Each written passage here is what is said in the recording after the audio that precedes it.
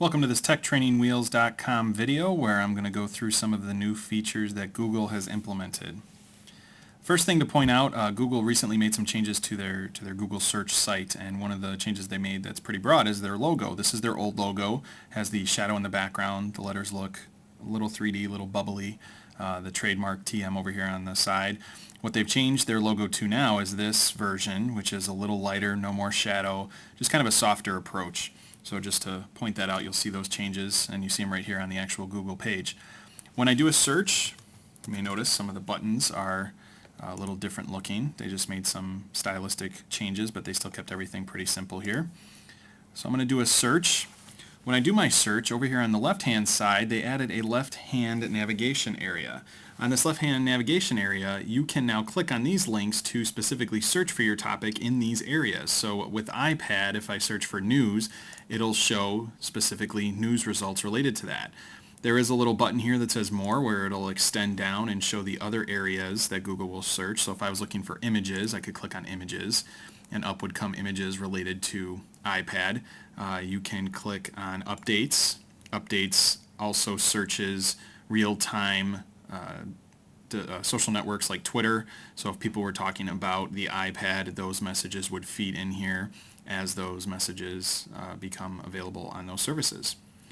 If that's too much in the menu, you can click more or fewer to extend or decrease that as you need to.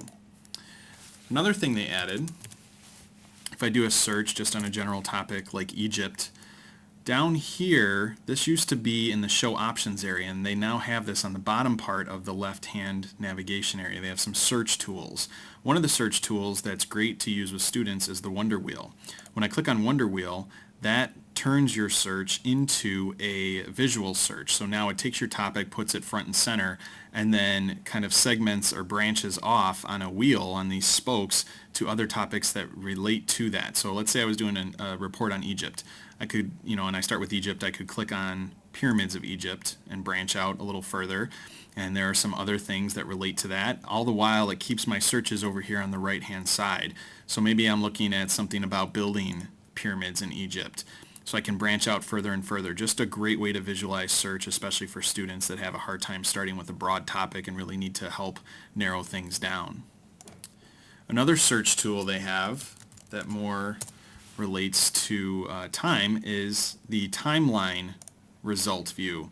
So when I click on timeline, if I do a search that maybe is time specific, you can see a timeline of how those search results come back by date. So here, obviously with Obama, I use that as an example. In the 2000s into the later 2000s, you see the results for that going a little bit higher, and here are different results related by date, either maybe picked up from news sites or places where a date has been associated with that topic. So just some different ways to view your searches. You can click on timeline here, and it does narrow it down depending on what you're looking for.